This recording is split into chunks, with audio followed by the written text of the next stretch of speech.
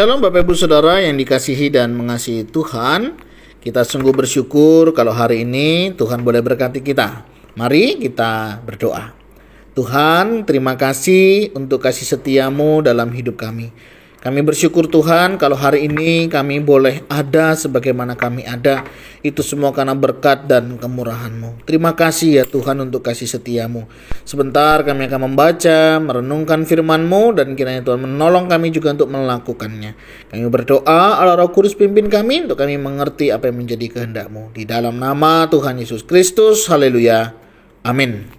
Ayat firman Tuhan hari ini terambil dari Injil Markus pasal yang ke-8, ayat yang ke-22 hingga ayat yang ke-26.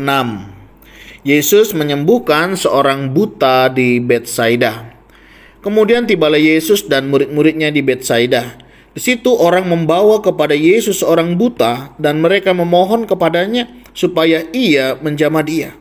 Yesus memegang tangan orang buta itu dan membawa dia keluar kampung. Lalu ia meludahi mata orang itu dan meletakkan tangannya atasnya dan bertanya, "Sudahkah kau lihat sesuatu?" Orang itu memandang ke depan lalu berkata, "Aku melihat orang, sebab melihat mereka berjalan-jalan, tetapi tampaknya seperti pohon-pohon." Yesus meletakkan lagi tangannya pada mata orang itu, maka orang itu sungguh-sungguh melihat dan telah sembuh, sehingga ia dapat melihat segala sesuatu dengan jelas. Sesudah itu Yesus menyuruh dia pulang ke rumahnya dan berkata, "Jangan masuk ke kampung." Amin. Demikianlah firman Tuhan, mari kita merenungkannya. Bapak Ibu Saudara yang dikasihi dan mengasihi Tuhan, dalam perjalanan hidup ini seringkali kita merasa bahwa apa yang Tuhan kerjakan, pertolongan Tuhan itu kurang sempurna. Kenapa saya katakan kurang sempurna? Karena seolah-olah Allah itu kalau nolong begitu ya, kalau melakukan sesuatu itu nanggung begitu, tidak tuntas. Misalnya sakit gitu ya, kok ya nggak sembuhnya total begitu ya, tapi masih harus ada sisa-sisanya lah, tidak langsung begitu. Atau ketika dalam sebuah pergumulan begitu ya, seringkali kita merasa bahwa pergumulan kita itu nggak langsung selesai, tapi kok ya sedikit-sedikit atau mungkin bahkan bertahap. Nah Bapak Ibu Saudara, tidak jarang orang menganggap bahwa Yesus bukanlah jawaban, ya. Sehingga tidak jarang memang akhirnya orang tidak terlalu dan mau berharap kepada Yesus. Tetapi ada juga yang tetap berharap, tetapi hanya berharap pada pertolongannya saja. Nah itulah kurang lebih gambaran orang-orang Betsaida ketika memandang Yesus. Mereka datang hanya pada saat membutuhkan. Ya, sesuatu yang umum ya, biasanya kalau orang datang tuh karena ada sesuatu yang dibutuhkan. Tetapi seharusnya tidaklah demikian bagi setiap kita. Nah, orang-orang pada saat itu ada orang buta yang dibawa kepada Yesus, ya. Betsaida itu satu wilayah ya di luar Galilea.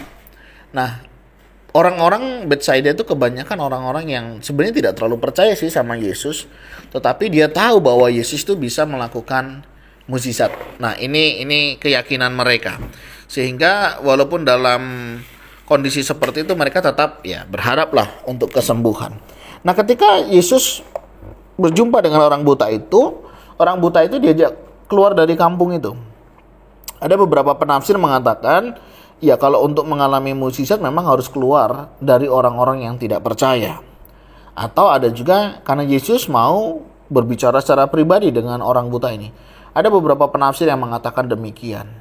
Kalau saya lebih melihat kepada, ya ini cara Tuhan ya. Banyak kita yang tidak tahu.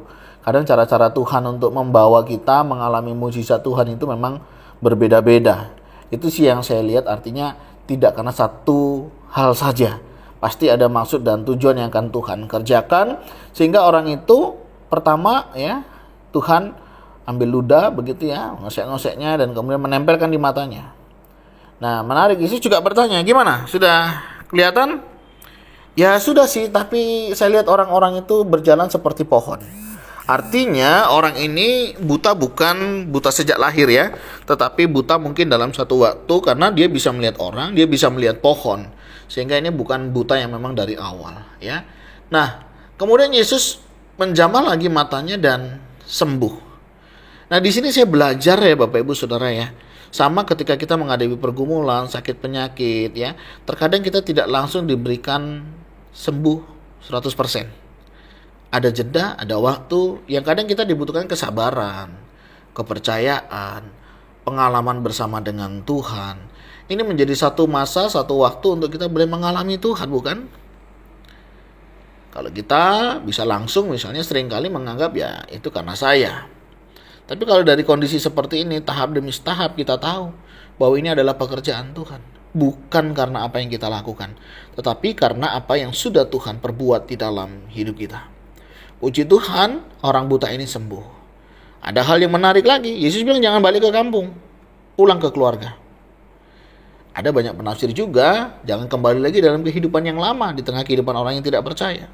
Ada juga yang berkata, ya memang nggak harus balik ke sana, ngapain? Sana juga orang nggak percaya.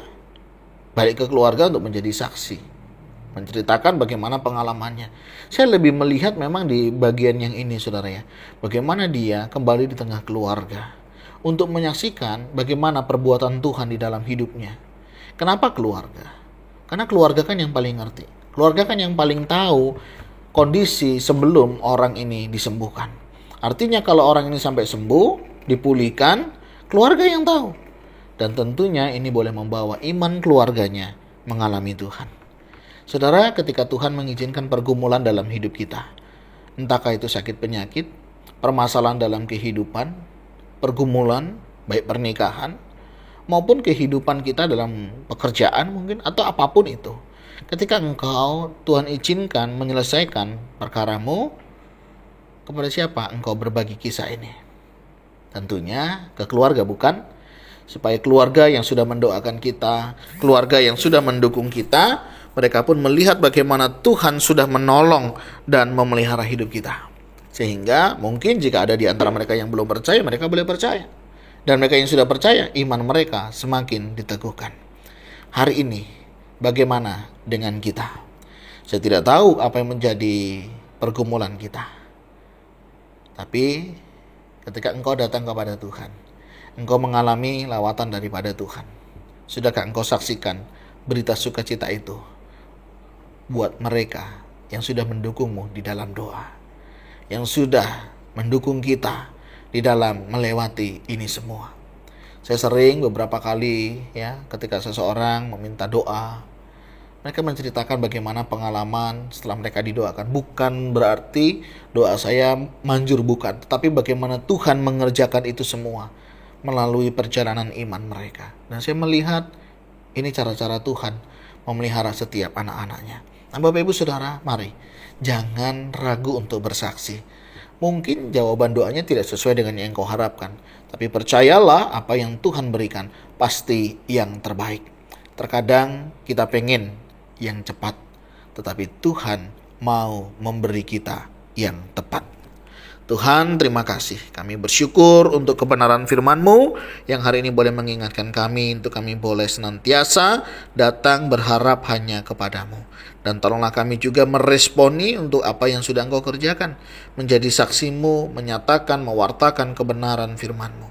Terima kasih. Berkati jika ada di antara kami yang saat ini sedang sakit, mungkin masih dalam proses penyembuhan, dalam proses pemulihan.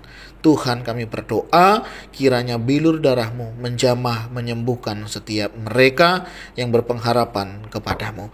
Berkati juga jika ada di antara kami sedang mengalami pergumulan, baik di keluarga, pekerjaan, relasi, ataupun apapun itu Tuhan. Kami berdoa kiranya Tuhan juga menguatkan sehingga kami bisa melalui semuanya dan menghadapinya dengan pertolongan daripada Tuhan. Terima kasih. Berkati juga hidup kami sepanjang hari ini. Kami mohon berkat-Mu atas kami di dalam nama Tuhan Yesus Kristus. Haleluya. Amin. Bapak Ibu Saudara, demikian renungan kita hari ini. Kiranya setiap kita boleh diberkati. Tuhan Yesus memberkati kita sekalian. Shalom.